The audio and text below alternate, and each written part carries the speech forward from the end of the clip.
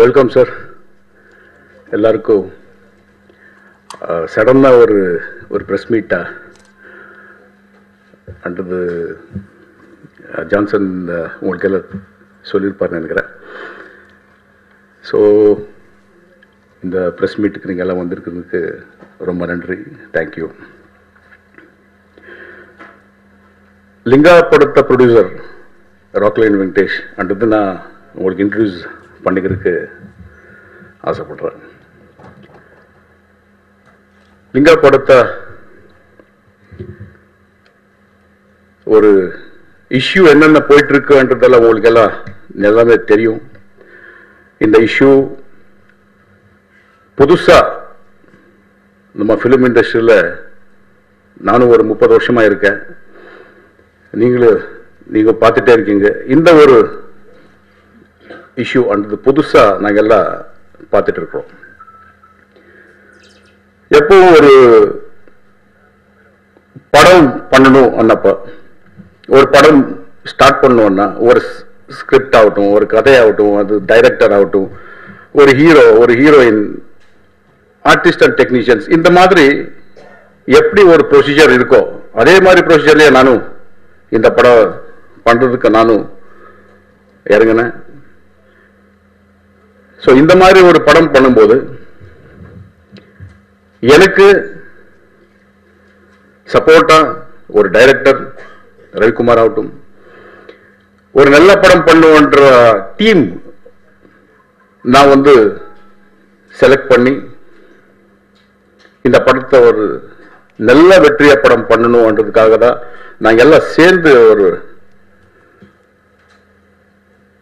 படத்தை தயாரிக்கிறதுக்கு ஸ்டார்ட் பண்ணோம். கிட்ட இந்த படம் ஸ்டார்ட் பண்றதுக்கு 100, 200, 300 பேர், 400 பேர், 500 பேர் நம்ம ஆர்டிஸ்ட், டெக்னீஷியன் எல்லாரும் சேர்ந்து ஒரே ஸ்ட்ரெச் ஷூட்டிங் பண்ணணும். ஏன்னா இந்த ஸ்கிரிப்ட் ஒரு சீசன் டிமாண்ட் பண்றது, சில லொகேஷன்ஸ் அந்த சந்தர்ப்பத்தில் அந்த லொகேஷன் டிமாண்ட் பண்றதுக்காக நாங்க அந்த லொகேஷன் ஆகட்டும், சீசன் ஆகட்டும், அது பார்த்து அதுக்குள்ள முடிக்கணும் அன்றது ஒரு ரீசன், மெயின் ரீசன். அந்த டோட்டல் அந்த ஸ்கிரிப்ட், அந்த படம் ஷூட்டிங் சந்தர்ப்பத்தில் எல்லாரும் ஒரு 6 மாசம் இந்த 400, 500 பேர் டெக்னீஷியன்ஸ் ஆகட்டும், ஆர்டிஸ்ட் ஆகட்டும், எல்லாரும் ஜெதல வந்தாங்க. அவங்க ஃபேமிலியை விட்டு இதே ஒரு ஃபேமிலி நினைச்சு ஒரு படத்துக்கு உயிர் கொடுத்து நல்லா ஒரு வெற்றிய படமா பண்ணணும் என்ற ஒரே ஒரு இன்டென்ஷன்ல, ஒரே ஒரு ஆசையில எல்லாரும் வேலை பண்ணாங்க. இது ஒரு ஃபேமிலியா பண்ண படம்ன்றதுக்கு ஏன் சொல்றேன்னா, ஒரு படம், ஒரு ப்ராஜெக்ட் ஸ்டார்ட் ஆச்சுன்னா அதுக்கு என்ன பண்றோம், இருக்கிற இந்த மாதிரி டெக்னீஷியன்ல பண்ணி ஒரு 6 மாசம் 8 மாசம் ஏதோ ஒரு பீரியடுக்குள்ள நாங்க படம் முடிக்கிறோம். படம் முடிச்சு ஆன மேல அந்த ஃபேமிலிக்குள்ள டிஸ்ட்ரிபியூட்டர்ஸ் வருவாங்க, எக்ஸிபிட்டர்ஸ் வருவாங்க. இது பொறுப்பு இருக்கிற ரெஸ்பான்சிபிலிட்டி இருக்கிறவங்க நாங்க எல்லாரும் சேர்ந்து ஒரு நல்ல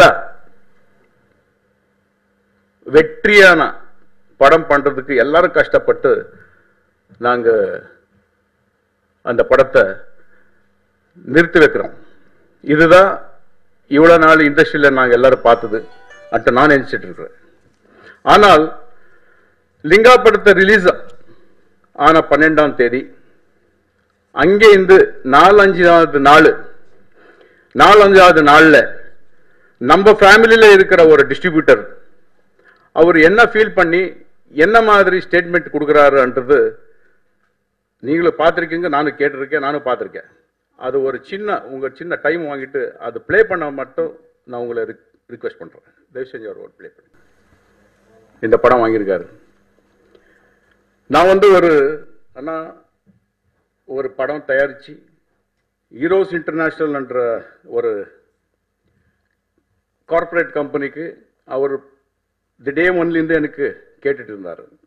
ஆனால் முகூர்த்தம் பண்றதுக்கு முன்னாடியிலேருந்து இந்த மாதிரி எனக்கு இந்த படம் கொடுங்கன்ட்டு நான் ஆட்சி பேசலான்ட்டு நான் அது அப்படியே பெண்டிங் வச்சிருந்தேன்.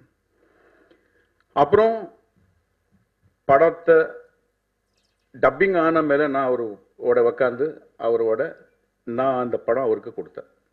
என்டையர் வேர்ல்டு டிஸ்ட்ரிபியூஷன் ரைட்ஸ் அவருக்கு கொடுத்துருக்கேன். அவங்க நிறைய பேர் இங்கே கேட்டப்ப அவங்களுக்கு யார் சூட்டபிள் டிஸ்ட்ரிபியூட்டரோ நம்ம வேண்டன் மதன் அண்ட் சிவாவை செலக்ட் பண்ணி அவங்களுக்கு கொடுத்தாரு. யாருக்கு அவங்களுக்கு வேணுமோ யாருக்கு அவங்களுக்கு சூட்டபிள் டிஸ்ட்ரிபியூட்டர்ஸ் தோண்டிச்சோ அவங்களும் அவங்க டிஸ்ட்ரிபியூட்டர்ஸ் கொடுத்தாங்க. இதுதான் ஒரு பிஸ்னஸ் இந்த படத்துக்கு ஆயிருக்கிற ஒரு விஷயம். எப்படி டிஸ்ட்ரிபியூட்டர்ஸ் இந்த படத்துக்கு உள்ளே வந்தாங்க, யார் வந்தாரான்றது உங்களுக்கு எல்லாம் தெரியும். அப்படின்ட்டு நான் வேண்டன் பட டிஸ்ட்ரிபியூட்டர்ஸ் வித்திருக்காரு, அது அவங்க யாரும் எனக்கு தெரியல, இல்லை சம்மந்தம் கிடையாதுன்ட்டு நான் எப்பவும் சொல்லவும் மாட்டேன். ஒன்று இந்த மாதிரி இருக்கிற சந்தர்ப்பத்தில் டிடி நம்ம திருச்சி டிஸ்ட்ரிபியூட்டர் சிங்காரவேலன் அவர்கள் இந்த மாதிரி நீங்க பார்த்திருக்கீங்க. இந்த சிங்காரவேலன் அவர்கள் பேசினா நீங்க பார்த்திருக்கீங்க, என்ன பேசினாருன்னு நீங்க பார்த்திருக்கீங்க. இது 4வது 5வது நாள் இந்த மாதிரி ஒரு யூடியூப்ல இந்த மாதிரி பேசி படத்தை ரெப்புடேஷன் பால் பண்றதாகட்டும், இல்ல ரஜினி சார் ஒரு இமேஜ் டார்கெட் பண்றதாகட்டும், இது சரியில்லைன்றது நான் யோசிச்சு எனக்கு அப்புறம் தெரிஞ்சது. நான் சிவா சாருக்கு ஃபோன் பண்ணி சொன்னேன், சார் இந்த மாதிரி யாரோ பேசிட்டு இருக்காரு, அது கொஞ்சம் பாருங்க என்ன பிரச்சனைன்னு நான் கேட்டேன். இல்லை சார் அது ஒன்றும் கிடையாது, நான் பேசிக்கிறேன் சார் அதுன்னு சொன்னார். இல்லை சார் அது தப்பாயிடும், நமக்குள்ள என்ன பிரச்சனை இருந்தாலும் நாங்கள் இண்டஸ்ட்ரியில இவ்வளோ நாள் ஒரு ப்ராக்டிஸ் இருக்கு, ஏதாவது பிரச்சனை இருந்தாலும்னா ஒரு சேம்பரோ இல்லைன்னா ஒரு அசோசியேஷன் ஏதோ ஒரு உட்காந்து பேசி ஃபைனலைஸ் பண்ணுறது அது பழகும். ஏதாவது இருந்தாலும் நீங்கள் பேசி பண்ணுங்க, இல்லைன்னா நான் என் சைட்லேருந்து ஏதாவது வேணுமா என்ன சொல்லுங்கன்னு கேட்டேன் நான். சிவா சார் இல்லை சார் நான் பேசிட்டு அவர்கிட்ட ஒன்றுமில்லை சார் அது விட்டுருங்க சார் அன்னாரு. சேம் சிவா சார் பேசிட்டு மறுபடியும் எனக்கு ஃபோன் பண்ணி சொன்னார், இல்லை சார் நான் அவர்கிட்ட பேசியிருக்கேன், ஒன்றுமே பிரச்சனை இல்லை, ஏதோ பேசிட்டேன்னு யாரோ சொன்னார், பேசிட்டேன் நான், அது விட்டுருக்கு இனிமே பேச மாட்டேன்னு சொன்னார். அவர் என்ன பேசியிருக்காரு, 4வது நாள் 5வது நாள் படத்துல கலெக்ஷன் கிடையாது, படத்துல கலெக்ஷன் கிடையாம நாங்க 8 கோடி கொடுத்துருக்கோம், வேற ஃபிளாப் ஆயிடுச்சு, இல்லைன்னா சுமார் ஆகி போச்சு, படத்துக்கு கலெக்ஷன் கிடையாதுன்ட்டு இந்த மாதிரி பேசியிருக்காரு. நாங்க யாரோ வச்சு மதுரை கோர்ட்ல நாங்க யாரோ கிரியேட் பண்ணி நாங்களே நம்ம கதைக்காக கேஸ் போட்டு வச்சு இந்த மாதிரி பண்ணியிருக்கிறாங்க ப்ரொடியூசர்ஸ் சொல்றாரு. அதான மேல 12ஆம் தேதி ரிலீஸ் பண்றது ராங் ரிலீஸ் அந்த டாபிக் பேசியிருக்காரு. 12ஆம் தேதி ராங் ரிலீஸ் சொல்றதாகட்டும், கோர்ட்ல நாங்க யாரோ ஒரு ரைட்டரை புதுசா கிரியேட் பண்ணி நாங்க பண்ணிருக்கிறோம் ஆகட்டும், இது நாங்க பண்ணல, நமக்கு சம்மந்தம் கிடையாதுங்க. நான் அப்படி பண்ணியிருந்தா கோர்ட்ல அந்த மாதிரி ஃபேஸ் பண்ணி லேக்ஸ் ஆஃப் ருபீஸ் நான் செலவு பண்ணி அட்வொகேட்ஸ்க்கு லாஸ்ட்ல 10 கோடி டெபாசிட் வைக்கணும் சொல்ற அளவுக்கு நான் ஏன் அந்த மாதிரி பண்ணி வைக்கணும்? இந்த டிராமா எனக்கு தேவையா? எதுக்கு வேணும் இந்த டிராமா? எனக்கு ஒரு நல்ல படம் பண்ணிருக்கோம், அது யார படம் பண்ணிருக்க? ரஜினி சார் படம் பண்ணிருக்கிறது. அந்த மாதிரி ஒரு படத்துக்கு இந்த மாதிரி சீப் பப்ளிசிட்டி எல்லாம் பண்ணணும்ன்றது எதுக்கு தோன்றும்? எனக்கு எதுக்கு வேணும் அந்த மாதிரி பப்ளிசிட்டி எல்லாம்? இது நான் சிங்காரவேலன் சார் சொல்றேன், தயவு செஞ்சு இந்த மாதிரி நீங்க பேசுறது சரியில்லைங்க, இது பேசாதீங்க. ஏன் நீங்க படம் வாங்கியிருக்குங்க, ஒரு டிஸ்ட்ரிபியூட்டர் பணம் கொடுத்துருக்குங்க, 100% உங்களுக்கு அந்த இது இருக்கலாம், ஓகே. பட் இந்த மாதிரி அக்யூஸ் பண்றது சரி இருக்காது அன்றது நான் இந்த சந்தர்ப்பத்தில் சொல்றேன். ரெண்டாவது 12ஆம் தேதி ரிலீஸ்ன்றது நான் 11ஆம் தேதி நான் சொல்லலை. இது படம் ஷூட்டிங் பண்ணுற சந்தர்ப்பத்தில் பூஜை பண்ணும் போதே சொல்லிட்டோம் நாங்கள், இது இந்த மாதிரி ரஜினி சார் பர்த்டேக்கு ரிலீஸ் பண்ணுறதுக்கு நாங்கள் ஆசைப்பட்டு இருக்கிறோம் அன்னிலிருந்து பண்ணிட்டு அந்த சொல்லிட்டே இருக்கோம். ஒருவேளை இவங்களுக்கு அந்த ரிலீஸ் ராங் ரிலீஸ் அந்த சொல் தெரிஞ்சிருந்தா அதுக்கு அவங்க எக்ஸ்பிளனேஷன் கொடுத்தாரு. 12ஆம் தேதி அது என்ன தேசிய இதா, ரஜினி சார் என்ன தேசிய இதா, எதாவது சொன்னார் அவரு. இதெல்லாம் உங்களுக்கு முன்னாடியே தெரியும். அப்படி தெரிஞ்சுக்கிற மேல நீங்க எதுக்கு படம் வாங்குனீங்க? இதெல்லாம் உங்களுக்கு தெரிஞ்ச மேல ஏன் படம் வாங்குறீங்க? யாராவது உங்க கிட்ட வந்து, உங்க ஆபீஸ் கிட்ட வந்து, உங்க வீட்டுக்கிட்ட வந்து இல்ல இல்ல படம் வாங்கியே தீரணும் நீங்க யாராவது மிரட்டினாங்களா? கட்டாயப்பட்டாங்களா? யாருமே பண்ணலையே சார். நீங்க வந்துங்க யார பைப்போட்டி மேல இன்னும் டிஸ்ட்ரிபியூட்டர்ஸ் இருந்தாங்க, ஆஃபர் இருந்தது, அதை விட்டு அவங்களெல்லாம் தாண்டி நீங்க வந்தீங்க. சிவா மதன் 2 பேர் உங்களை செலக்ட் பண்ணாரு. இந்த மாதிரி இருக்கிறப்ப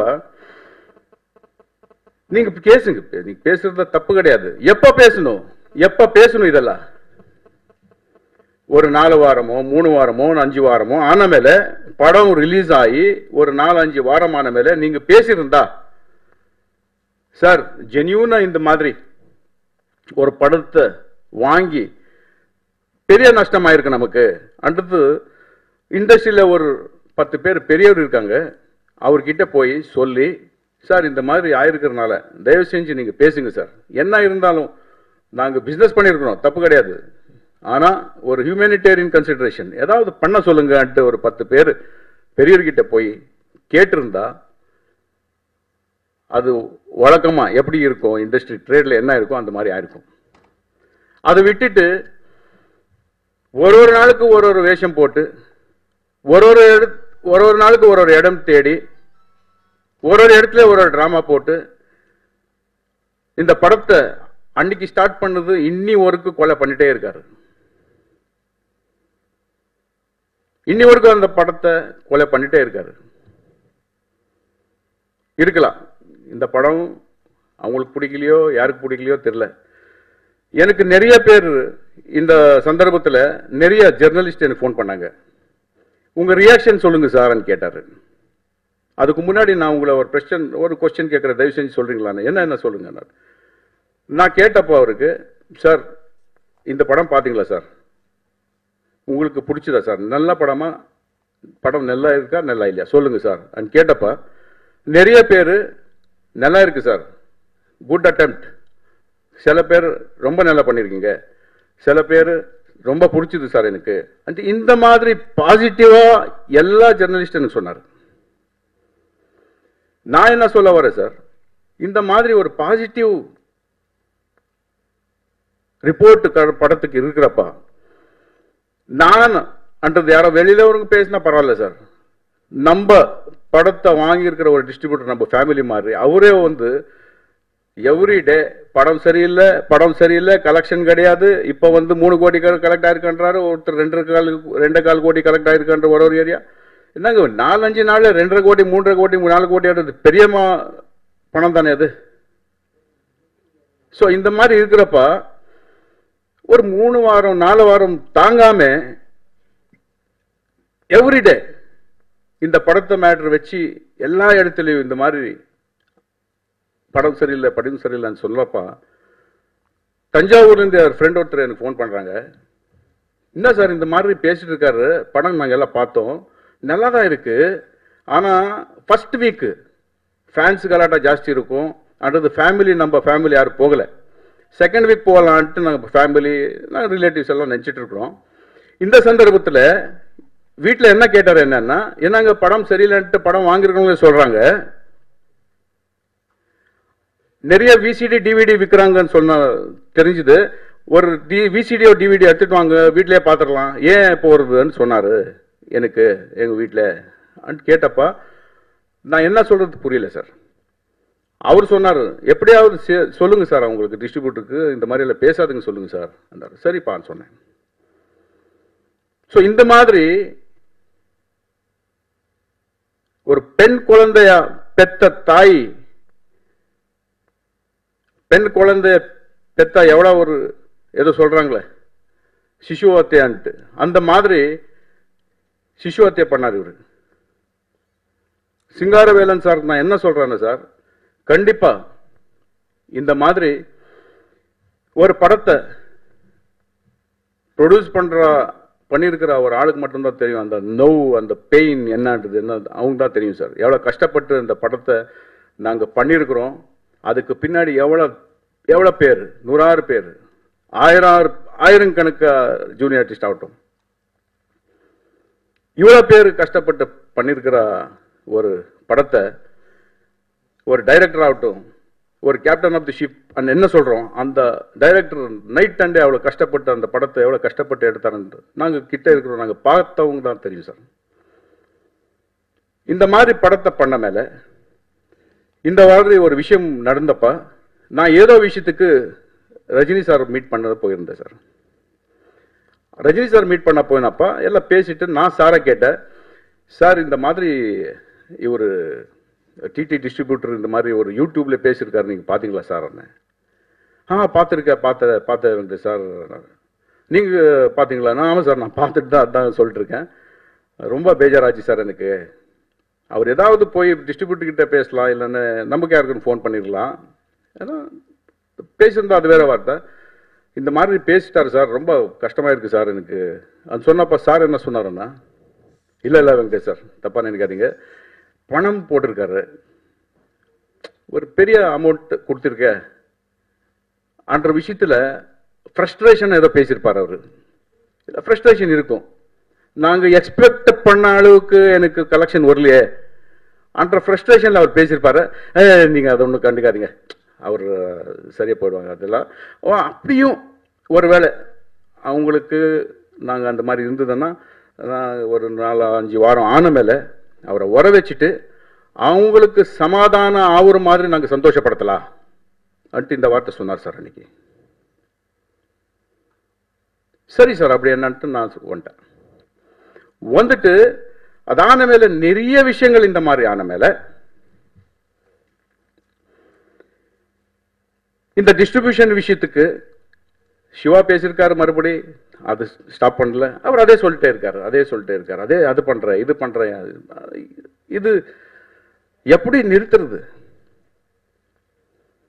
அப்புறம் நான் கேட்டேன் சிவா சார், சார் ஏன் இப்ப இந்த மாதிரி இருக்கிறப்ப டிஸ்ட்ரிபியூட்டர்ஸ் அசோசியேஷன் ஆகட்டும், எக்ஸிபியூட்டர்ஸ் அசோசியேஷன் ஆகட்டும், யாராவது வந்து அவங்கள சப்போர்ட் பண்ணிருக்கலாம் இல்ல? ஏன் அவரு ஒரு 5-4 டிஸ்ட்ரிபியூட்டர்ஸ் மட்டும்தான் போயிட்டு இருக்காரு?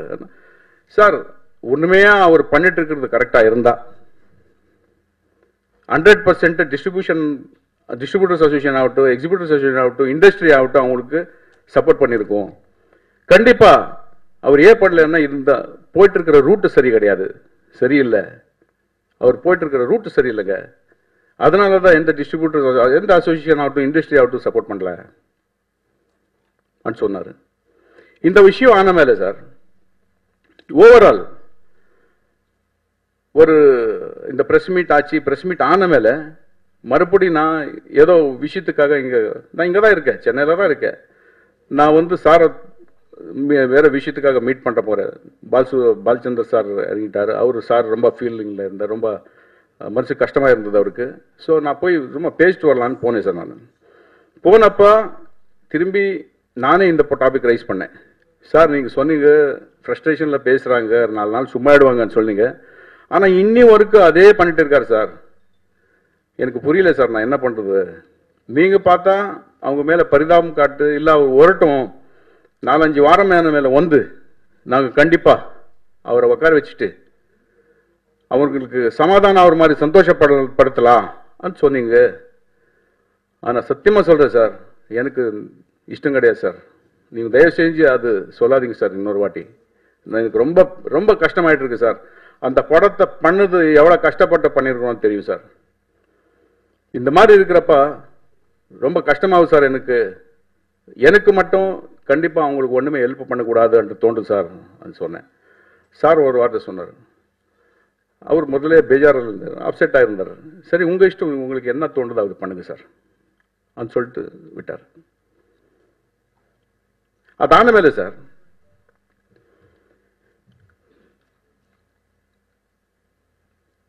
ஒரு படத்தை பண்ணிட்டு இருக்கும் போது சார் நான் வந்து அவர் சொல்றாரு கர்நாடகத்திலிருந்து வந்து பண்ணாரு